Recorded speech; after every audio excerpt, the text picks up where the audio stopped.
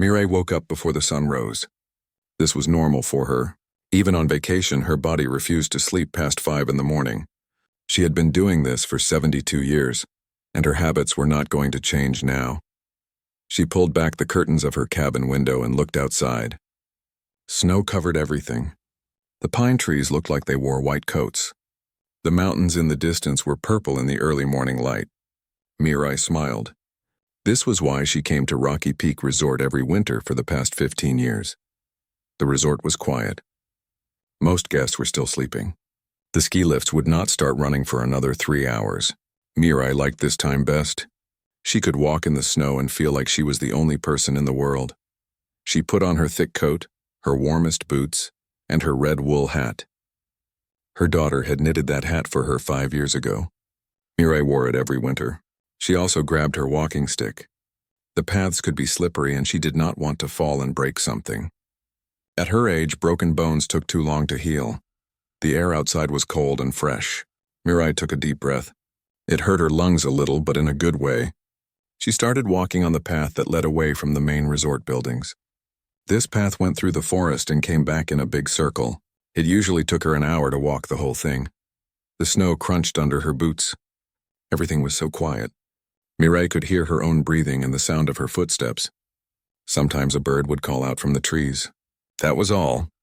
She had been walking for about 20 minutes when she heard something else. It was a strange sound, like metal scraping against rock. Then silence. Then a low groaning sound. Mirai stopped walking. She listened carefully. There it was again, the groaning sound. It was coming from off the path deeper in the forest. She knew she should probably go back to the resort and tell someone. But Mirai had worked as a veterinarian for 40 years before she retired. She had spent her whole life helping animals in trouble. If some creature was hurt out there, she could not just walk away. She left the path and walked toward the sound. The snow was deeper here. It came up almost to her knees. Walking was harder. She had to use her stick to push through. After a few minutes, she saw something that did not belong. There were broken tree branches everywhere. Some trees were knocked down completely. The snow was disturbed in a wide area like something large had crashed through here. Then she saw it. At first, Mirai thought it was a large dog or maybe a wolf. But as she got closer, she realized it was something else. It looked like a giant lizard. Its body was about the size of a big dog, maybe even bigger. It had scales that were dark blue and purple. They shimmered even in the dim morning light. The creature was trapped.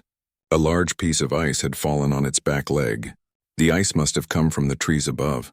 The creature was trying to pull itself free, but it was too weak. Its eyes were closed. It was breathing, but the breaths were shallow. Mirai approached slowly. She had learned long ago that hurt animals could be dangerous. They might bite or scratch when they were scared. But this creature did not even seem to notice her. It was too weak. She knelt down in the snow next to it. Her knees complained, but she ignored them. She looked at the creature carefully. She had never seen anything like it before. The scales were beautiful. They had patterns on them that seemed to glow faintly. The creature had 4 legs and a long tail. Its head was elegant, with a long snout and small horns. "What are you?" Mirai whispered. The creature did not answer. Of course it did not. But its eyes opened for just a moment. They were golden. They looked at Mirai with what seemed like intelligence. Then they closed again. Mirai made a decision. She could not leave this creature here to die. She did not know what it was. Maybe someone had been keeping an exotic pet and it had escaped. Maybe it was some rare species that lived in these mountains that nobody knew about. It did not matter. It needed help. She examined the ice trapping its leg. The ice was thick but had a crack in it. Mirai used her walking stick to wedge into the crack. She pushed hard. The ice broke into pieces. The creature's leg was free. Now came the hard part. The creature was heavy, much heavier than it looked. Mirai was strong for her age, but she was still a 72-year-old woman. She could not carry something this big all the way back to her cabin. She tried anyway. Mirai grabbed the creature under its front legs. She lifted. Her back screamed at her. Her arms shook, but she managed to get the creature up. She started walking. Each step was difficult. The snow made it worse. But Mirai had always been stubborn. Her husband used to joke that she was more stubborn than a mountain. He had been right. She walked slowly back toward the path. It took her 10 minutes to cover the distance that had taken her 2 minutes before. When she reached the path, she had to stop and rest. She set the creature down gently and caught her breath. The creature made a small sound. It was almost like a purr, but deeper. Mirai looked at it. Even unconscious and injured, there was something noble about it. "Do not worry," she said. "I will get you home. I will fix you up." She picked up the creature again and continued walking. The resort buildings came into view. Mirai was relieved. Her cabin was one of the small ones on the edge of the resort property. It was private. Nobody would see her bringing in a strange creature. She managed to get to her cabin without meeting anyone. Most people were still asleep. The few staff members who were awake were busy in the main building preparing breakfast. Mirai pushed open her cabin door with her hip. She carried the creature inside and laid it down on the thick rug in front of the fireplace. She turned on the fireplace. The creature needed warmth. Now she could see it better in the light. It was even more beautiful than she had thought. The scales had intricate patterns. The horns on its head were small but elegant. Its claws were sharp but retracted like a cat's claws. Mirai examined the leg that had been trapped. It was swollen and bruised. The creature also had several deep cuts on its side. They looked like they had been made by something sharp. The wounds were not bleeding much, which was good. But they needed to be cleaned and treated. She went to the bathroom and got her first aid kit. She always traveled with a complete kit, old habits from her veterinarian days. She also got some clean towels and a bowl of warm water. For the next hour, Mirai worked on the creature. She cleaned its wounds carefully. She applied antibiotic ointment. She wrapped the injured leg with a bandage. The creature did not wake up during any of this. It just lay there breathing slowly. When she was done, Mirai sat back and looked at her work. The creature looked better. The wounds were clean. The leg was supported. Now it just needed rest and time to heal. She stood up and made herself some coffee. While the coffee brewed, she looked at the creature again. What was she going to do with it? She should probably call someone. But who? The resort management? The local animal control? They would take the creature away. They might put it in a cage. Or worse, they might be scared of it and hurt it. No. Mirai decided she would keep this quiet for now. She would take care of the creature herself. When it was better, she would figure out what to do next. She drank her coffee and watched the creature sleep. Outside, the sun was finally rising. It was going to be a beautiful day. The creature slept for 2 days straight. Mirai checked on it every few hours. She changed its bandages. She tried to give it water, but it would not drink. This worried her. Every animal needed water to survive. She tried different things. She held a bowl to its mouth. She used a dropper to put water on its tongue. Nothing worked. The creature just kept sleeping. On the 3rd day, something strange happened. Mirai was eating breakfast at her small table. She was having toast and jam. The creature was lying by the fireplace as usual. Suddenly, it lifted its head. Its golden eyes opened and looked directly at Mirai. She froze with her toast halfway to her mouth. The creature stared at her for a long moment. Then it looked at the jam jar on the table. The jar was made of glass. It had a metal lid. The creature's eyes seemed to focus on the metal lid. Then an even stranger thing happened. The metal lid started to shake. It rattled against the glass jar. Mirai watched in shock as the lid unscrewed itself and flew across the room. It landed right in front of the creature. The creature lowered its head and touched the metal lid with its tongue. There was a small flash of light. The lid seemed to dissolve. It just disappeared. The creature made that purring sound again. This time it sounded happy. Mirai's heart was beating fast. What had she just seen? Did this creature just make metal disappear? That was impossible.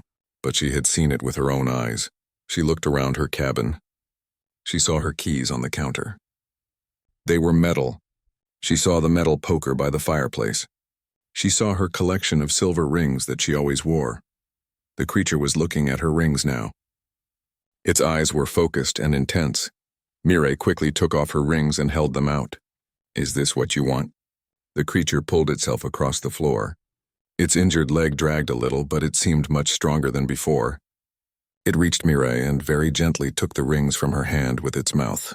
Again, there was a small flash of light. The rings disappeared. The creature made that happy purring sound again. Then it went back to the fireplace and lay down. but this time its eyes stayed open. It was awake. Mirai sat down heavily in her chair. Her mind was racing. This was not a normal animal. Normal animals did not eat metal. Normal animals did not make things move with their minds. What exactly had she brought into her cabin? She spent the rest of the day watching the creature carefully. It did not try to hurt her. It just lay by the fire and watched her back. Sometimes it would look at something metal in the room and Mirai would bring it over. The creature would consume it and make that happy sound. By evening, the creature seemed much healthier. Its scales were brighter. Its breathing was stronger. Whatever metal was, it seemed to be this creature's food. That night, Mirai had trouble sleeping. She kept thinking about the creature. What was it? Where had it come from? And what was she going to do about it? The next morning, she got her answer to at least one of those questions. Or rather, she got more confused. She woke up to find her cabin full of light, but it was not light from the windows. It was coming from the creature. Its scales were glowing. They pulsed with soft blue and purple light. The patterns on its scales moved and shifted like waves. Mirai got out of bed slowly. "Are you okay?" The creature turned its head to look at her. The glow faded a little. The creature seemed embarrassed, if that was possible. Before Mirai could say anything else, there was a knock on her cabin door. She jumped. Nobody ever came to her cabin. She valued her privacy, and the resort staff knew to leave her alone. She opened the door a crack and peeked out. It was her grandson, Taeyang. He was 25 years old and worked in the city as a computer programmer. He was supposed to visit next week, not now. "Grandma," Taeyang said with a big smile. "Surprise! I got some time off work early, so I thought I would come see you." Mirai's mind raced. She could not let Taeyang see the creature. He would panic. He would want to call the police or the government or someone.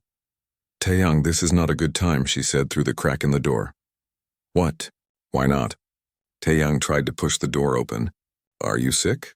Let me in. I am fine. I am not dressed properly. Grandma, I have seen you in your bathrobe before. Come on, let me in. I brought your favorite pastries from that bakery you like." Taeyang pushed past her and walked into the cabin. He stopped immediately. His mouth fell open. He was staring at the creature by the fireplace. The creature stared back at him. "Grandma," Taeyang said slowly, "why is there a giant glowing lizard in your cabin?"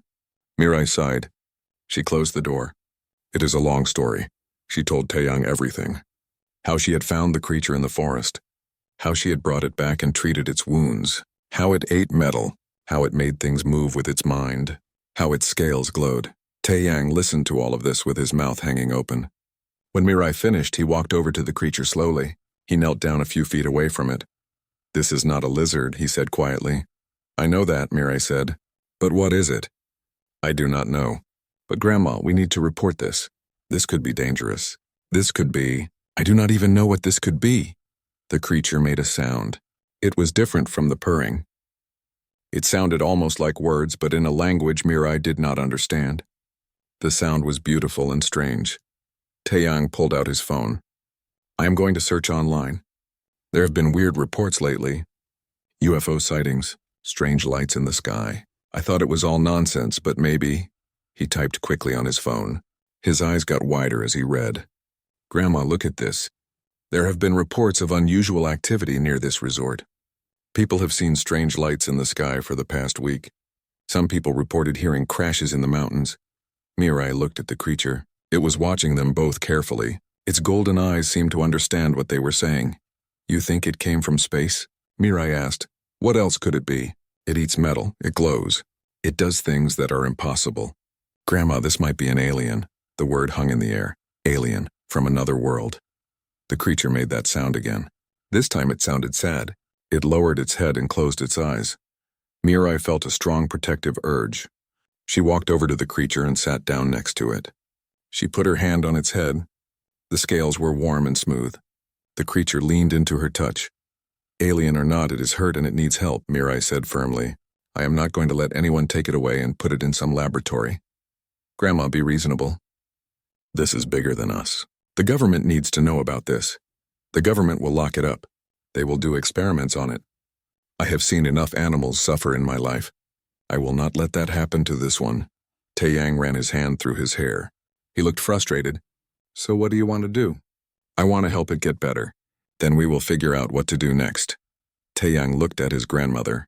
He knew that look on her face. She had made up her mind. There was no point arguing with her. Fine, he said, but I am staying here with you. If this thing is dangerous, I want to be here to protect you. It is not dangerous, Mirai said. Look at it. It is scared and hurt, just like any other animal would be. The creature opened one eye and looked at Mirai. Then it made that purring sound again. It sounded like a thank you. That afternoon, Taeyang went to the resort store. He bought more supplies. He also bought anything metal he could find. Old pots, broken tools, metal wire. He brought it all back to the cabin. The creature ate everything eagerly. With each piece of metal it consumed, it seemed to get stronger. By evening, it was able to stand up on all four legs. It walked around the cabin carefully. It was still limping a little, but much better than before. Mirai and Taeyang watched it explore. It sniffed at everything. It seemed fascinated by the refrigerator. It spent a long time looking at the metal handle. I think it wants to eat my refrigerator, Mirai said. Please do not let it eat your refrigerator, Taeyang replied. The creature turned and looked at them both. If a lizard could look amused, this one did. That night, Mirai lay in bed thinking. She had an alien in her cabin, an actual alien from another world. It was the most incredible thing that had ever happened to her. It was also terrifying. But when she thought about the creature's golden eyes, she did not feel scared. She felt needed. This creature was far from home. It was hurt and alone. It needed someone to take care of it. Mirai had spent her whole life taking care of animals. This was just one more animal that needed her help. The fact that it came from another planet did not change that. She closed her eyes and went to sleep. Tomorrow she would figure out what to do next. Tonight she would rest. In the main room, the creature lay by the fireplace. Taeyang was asleep on the couch. The creature watched them both with its golden eyes. It understood more than they knew. It understood that these humans were trying to help it. It understood that it was safe here. For now, that was enough. On the fifth day, Mirai started having strange dreams. They were not like normal dreams. These felt real. She dreamed she was floating in darkness, but the darkness was filled with lights. Billions of lights, stars. She moved through the stars. She felt free and weightless. She felt joy. Then the dream changed. She saw a world. It was beautiful. The sky was pink and orange. There were 3 moons. Crystal towers reached up toward the sky. Flying creatures moved between the towers. They had wings that sparkled in the light. Then danger, something dark and terrible. Ships that looked like they were made of shadows, fire, destruction, fear. Mirai woke up gasping. Her heart was pounding. The dream had felt so real.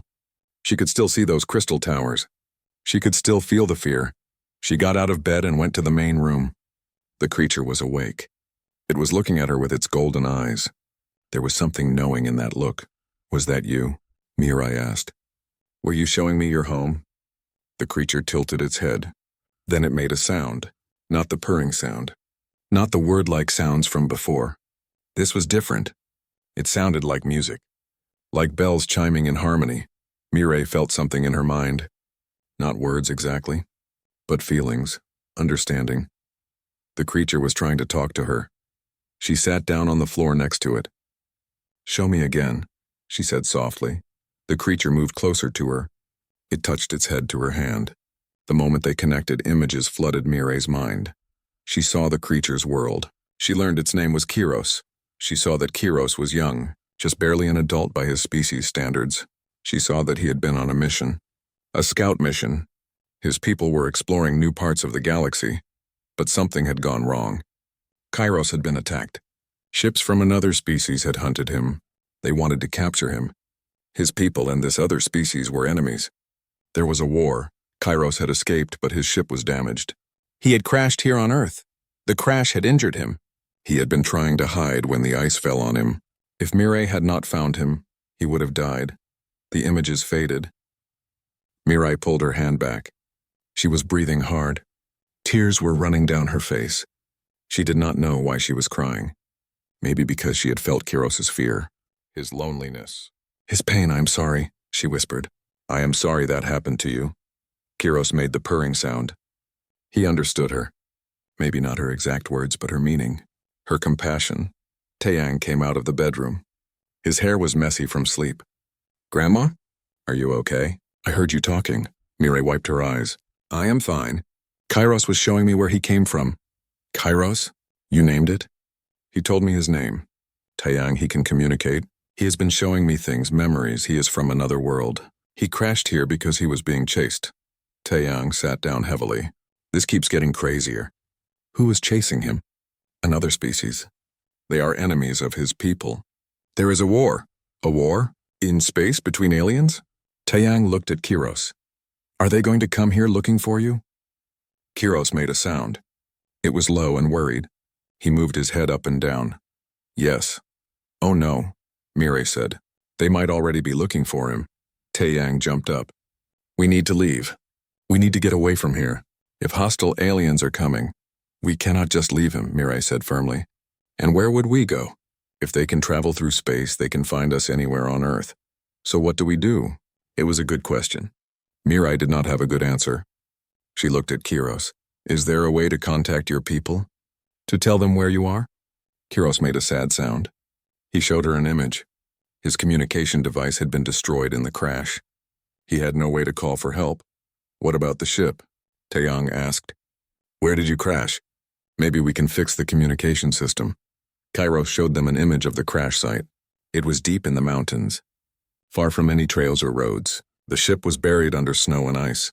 Even if they could get there, the ship was badly damaged. Fixing it would be impossible without special tools. Mirai thought hard. Your people must be looking for you, right? They would not just leave you. Kairos nodded. Yes, but he showed her another image. Space was big, very big. Finding one small ship on one small planet was difficult. It could take time. Maybe a long time. How long can you wait here? Mirai asked. Kairos did not know. He showed her images of the enemies who had chased him. They were called Krathen. They were fierce warriors. If they found Kairos before his own people did, they would kill him. Or worse, capture him and use him to hurt his people. We need a plan, Taeyang said. He started pacing. Okay, let's think about this logically. The bad aliens, the Krathen, are looking for Kairos. His own people are also looking for him. We need his people to find him first. How do we do that? Mirai asked. I do not know. But maybe we can help somehow. Make him easier to find. Kairos showed them something interesting. His people could track something called biosignatures. Every living thing had a unique energy pattern.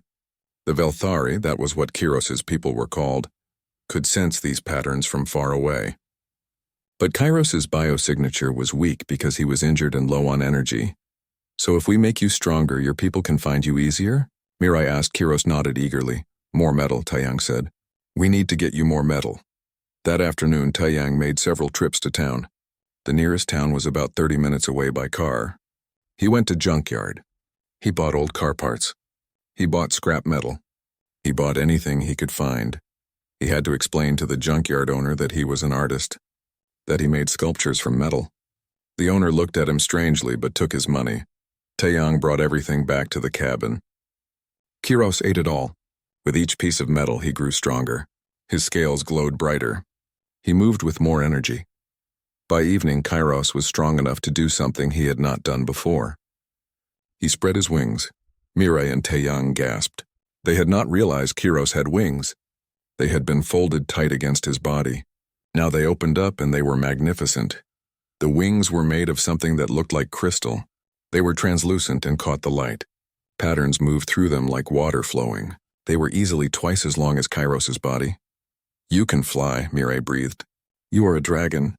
An actual dragon. Kiros made a sound that was almost like laughter. He flapped his wings slowly. He lifted off the ground.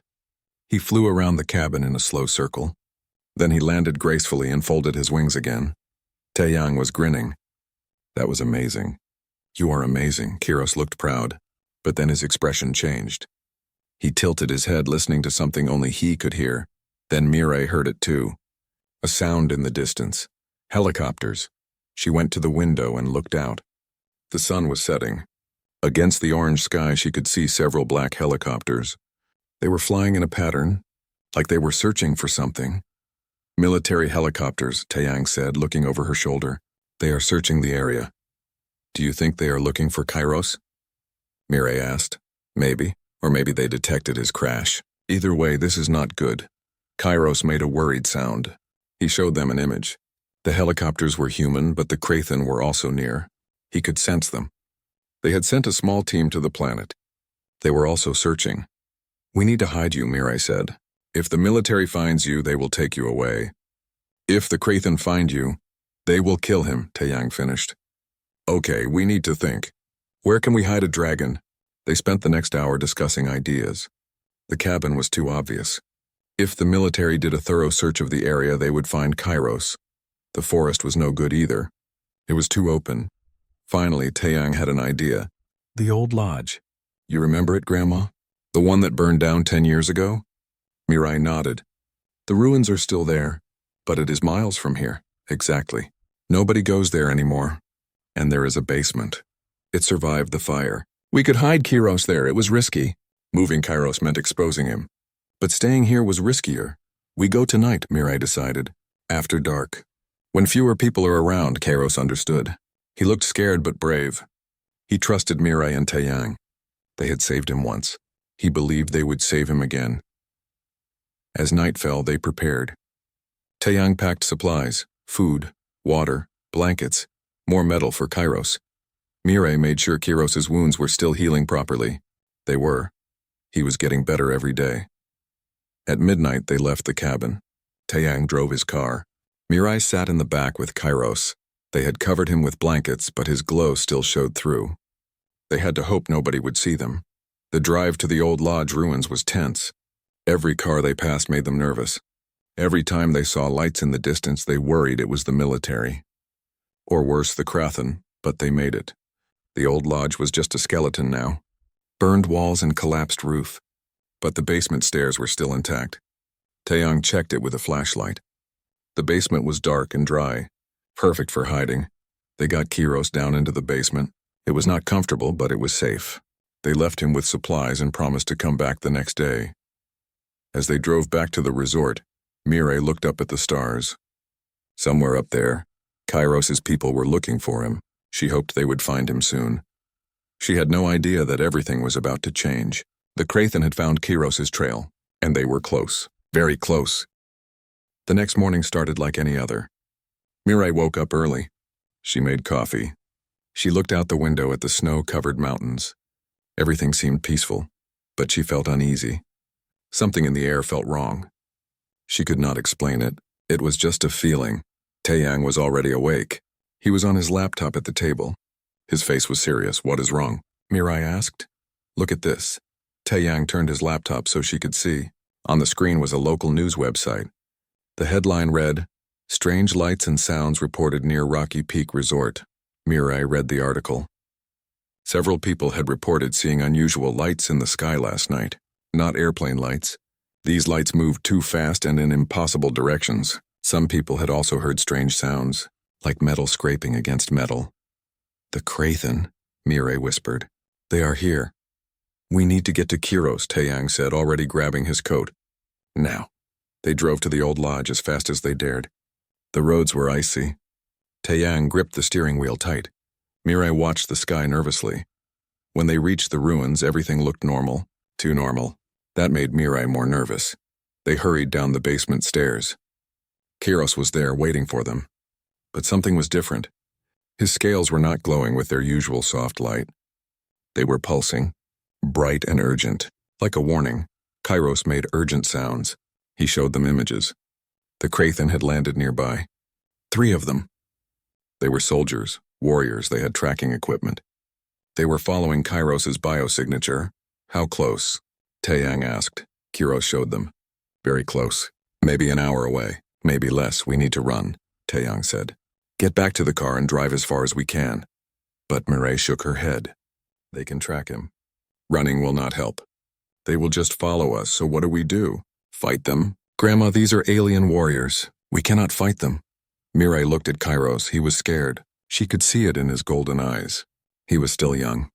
Still healing. He was not ready to fight. An idea came to her. It was crazy. Probably would not work. But she had to try. The resort, she said. We take Kairos to the resort. What? That is the worst place to hide him. There are hundreds of people there. Exactly. The Krathen are warriors, right? They fight, they hunt. But they are on an alien planet. They do not know our customs, our technology. If we hide Kiros among many humans, it might confuse them. Give us time. Taeyang stared at his grandmother. That is the craziest plan I have ever heard. Do you have a better one? He did not. They got Kiros into the car. It was harder now that he was bigger and stronger, but they managed. They covered him completely with blankets and supplies. To anyone looking, it just looked like they were moving equipment. The drive back to the resort felt like it took forever. Every second, Mirai expected to see Krathen warriors appear. But they made it. Taeyang parked near the main lodge building. It was late morning. The resort was busy. Skiers were heading to the slopes. Families were walking around. Staff members were everywhere. How do we get him inside without anyone seeing? Taeyang asked. Mirai had already thought of that. The supply entrance. Around back. They bring in food and supplies there. Nobody pays attention. They waited until the area was clear. Then they quickly moved Kiros, still covered in blankets, through the supply entrance. They took him to the storage room in the basement. It was large and full of boxes and equipment. Plenty of places to hide. They made a nest for Kiros behind a stack of old furniture. He could hide there. The room was warm because it was near the heating system. That was good. Stay quiet, Mirai told Kairos. Do not glow. Do not make any sounds. We will come back as soon as we can. Kairos understood. He curled up and made himself as small as possible. His scales dulled. He looked almost like a statue. Almost Mirai and Taeyang went back upstairs. They tried to act normal. They went to the dining room and had lunch. Mirai was not hungry, but she forced herself to eat. They needed to blend in. While they were eating, she noticed something. 3 people had come into the dining room. They looked human. They wore expensive winter clothes. But something about them was wrong. They moved strangely. Too smooth, too coordinated. And their eyes. When Mirai looked closely, their eyes reflected light oddly. Like cat eyes at night, Taeyang, she whispered. Those 3 people who just came in, do they look normal to you? Taeyang glanced over. His face went pale. Those are not people. Those are the Krathen, are they not? Mirai nodded slowly. The Krathen were disguised as humans. They were clever, but not clever enough. Now that Mirai knew what to look for, she could see the small differences, the way they did not blink enough, the way they tilted their heads when listening, the way they moved together, like soldiers on a mission. One of the Krathen pulled out a device.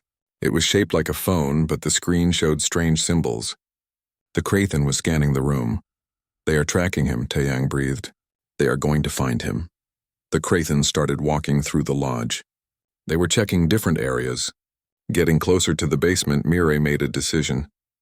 We need to lead them away. Create a distraction. What kind of distraction? Remember the fireworks? For the New Year celebration next week? They are stored in the equipment shed outside. Taeyang's eyes went wide. Grandma, that is dangerous. So is letting them find Kairos. Come on. We do not have much time. They left the dining room quickly. The equipment shed was across the resort grounds. They had to hurry. Behind them, the Krathen were moving toward the basement. The shed was locked, but Taeyang had learned to pick locks when he was a teenager. A skill his grandmother had never approved of. But now she was grateful they got inside. There were boxes and boxes of fireworks, big ones. The kind that made huge explosions in the sky. We cannot set these off here, Taeyang said. We will blow up the shed. We take them to the far side of the resort, near the forest. Set them off there. The Krathen will think Kairos is there. They will go investigate. It took them 10 minutes to move the fireworks. 10 minutes while the Krathen got closer to Kiros. Mirai's heart was pounding the whole time. Finally, they had everything ready. Taeyang set up the fireworks to go off in sequence. Like a show, it would last about 5 minutes. That should be enough time. Get ready to run, Taeyang said. He lit the fuse. The first firework shot into the sky. It exploded in a shower of gold sparks. Then another. And another. The sky filled with color and sound. People at the resort came outside to watch. They pointed and laughed. They thought it was an early celebration. The staff looked confused but did not try to stop it. The Krathen came running out of the lodge. They looked at the fireworks. Their tracking devices were going crazy. The explosions were creating energy signals. The signals were confusing their equipment. The Krathen ran toward the forest where the fireworks were. They thought Kairos was there. Now, Mirai said. We get Kiros and move him somewhere else. They ran back to the lodge, down to the basement. The storage room was empty. Kairos was still there, hiding behind the furniture. Come on, Mirai said. We have to move you again. But Kiros shook his head. He showed them an image. More Krathen. Not just 3. There was a ship. Hidden in the mountains. More warriors were coming. How many? Taeyang asked. Kiros showed them. 6 more, 9 total. Too many to fight. Too many to run from. Mirai felt fear grip her heart. But she did not let it control her. She had faced difficult situations before in her life. She had lost her husband to cancer. She had survived a car accident. She had lived through hard times. This was just one more challenge. Then we fight, she said simply. Grandma, we cannot, not with weapons, with our minds. We are on our planet. We know this place. They do not. We have advantages they do not have, she thought hard. What did they have that the Krathen did not? Knowledge of the terrain, knowledge of human technology, and something else. Something the Krathen would not expect. Other humans. Hundreds of them at this resort. Taeyang, how many people follow you on social media? What, Grandma? Why does that matter now? Just answer. How many? I do not know. Maybe 5,000? Why? Post something. Post about the strange people at the resort. Make it funny. Make it go viral. Get people's attention on the Krathen. Make them famous. They cannot do their mission if everyone is watching them. Taeyang stared at his grandmother. Then he started to smile. You want to weaponize the internet against alien warriors. That is brilliant. That is insane. But it might work. He pulled out his phone. He started taking pictures through the doorway. The Krathen were coming back from the forest. They looked angry and confused. Taeyang posted the pictures with a caption. Weird tourists at my resort acting really strange. Watch how they move. Is this some kind of flash mob? Oh, it's weird tourists, something strange, Rocky Peak Resort. He posted it on every platform he used. Then he waited. Within minutes, people started responding. They thought it was funny. They shared it. More people saw it. The post started spreading. Other guests at the resort saw the post. They started watching the Krathen, pointing at them. Recording them on their phones, the Krathen noticed. They looked uncomfortable. They were used to hunting in secret. They were not used to being watched by hundreds of curious humans with cameras. One of the Krathen tried to use its device again. But now there were too many people around. If they found Kairos now, everyone would see. Their mission would be exposed. Night fell slowly. Mirai watched the sun disappear behind the mountains. Each minute felt like an hour. She knew the Krathen were out there, waiting, planning. Taeyang had spent the afternoon preparing. He had hacked into the ski lift control system. It was easier than he expected. The resort had old security. At midnight, he would be able to turn on one lift remotely, just for a few minutes, long enough to get Kairos to the top. They had also moved Kairos to a better hiding spot. A maintenance closet near the lift station. It was closer.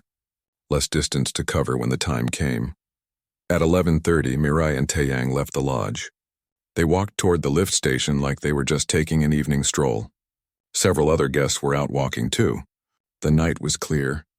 The stars were bright. Mirai looked up at those stars. Somewhere out there was Kairos's home, his family, his people. She hoped they were looking for him. She hoped they would come in time. They reached the lift station. Taeyang checked his phone.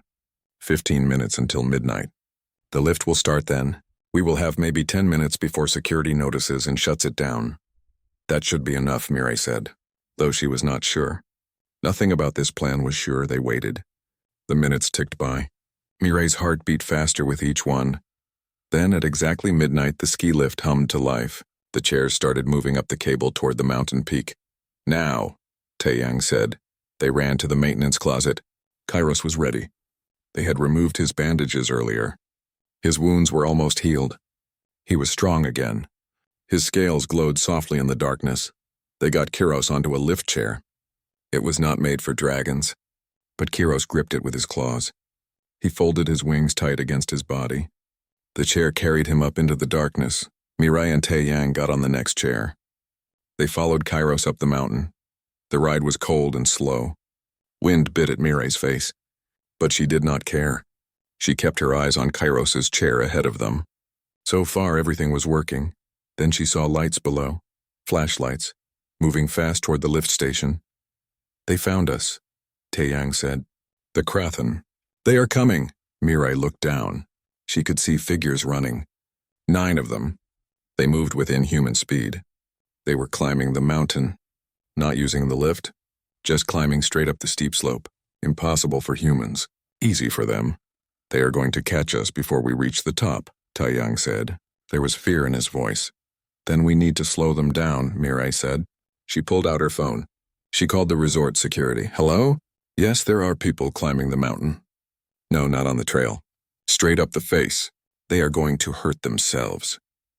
Please send help." It was a small delay, but every second counted. They were halfway up the mountain now. Kairos's chair was still ahead. The Krathen were climbing faster. They were gaining. Mirai looked at her grandson. He was scared. She was scared too, but she had not come this far to give up now. "Taeyang," she said, "whatever happens, make sure Kairos gets to the top. Make sure he signals his people." "Grandma, what are you going to do?" "What I have always done. Protect those who cannot protect themselves." When they reached the top station, Mirai and Taeyang jumped off their chair. Kairos was already there. His scales were glowing brightly now. He was gathering energy, preparing to send his signal, but the Krathen were close. So close, Mirai could hear them climbing. They would be here in seconds. "Go," Mirai told Kairos. "Fly up. Get as high as you can. Send your signal." Kairos looked at her. His golden eyes were full of worry. He did not want to leave her. "Go," Mirai shouted. Kairos spread his crystal wings. They caught the starlight and glowed. He leaped into the air and flew straight up. Higher and higher, until he was just a bright point of light in the sky. The Krathen reached the top, all 9 of them. They dropped their human disguises. Now Mirai could see what they really looked like. They were tall, taller than any human. Their skin was dark gray and covered in armor-like plates. Their eyes glowed red. They had claws and sharp teeth. They looked like creatures from a nightmare. The leader stepped forward. It spoke. The words were harsh and grating, but Mirai understood the meaning. The Krathen had translation technology. "Give us the Velthari," the leader said, "or we will take him and kill you." Mirai stepped between the Krathen and the sky where Kairos was flying. She held her hiking stick like a weapon. It was useless against these creatures, but she held it anyway. "No," she said simply. The Krathen leader tilted its head. It seemed confused. "You are human. This does not concern you. Move aside." "That child is under my protection," Mirai said. "You will not touch him, child." The leader laughed. It was a terrible sound. "The Velthari is our enemy. We have been at war for centuries. This is not your concern, human. You do not understand." "I understand enough," Mirai said. "I understand that you are hunting a frightened child. I understand that you crashed his ship and injured him. I understand that you want to hurt him, and I will not let you." The leader stopped laughing. "You cannot stop us. You are one old human with a stick." "She is not alone," Taeyang said. He moved to stand beside his grandmother. He had picked up a piece of wood from the ground. Also useless, but he held it like he would fight. The Krathen looked at them both. "Foolish," the leader said. "We will go through you." The Krathen started to advance. Above them, Kairos blazed with light. His entire body glowed like a star. He was sending his signal, calling his people, begging them to come. The Krathen saw this. They roared in anger. They started to move faster. Mirai knew she could not stop them. She knew this was probably where she would die. But she did not move. She stood firm. If she was going to die, she would die protecting someone who needed her. The Krathen leader raised its clawed hand, preparing to strike. Then the sky exploded with light. A ship appeared. It was massive.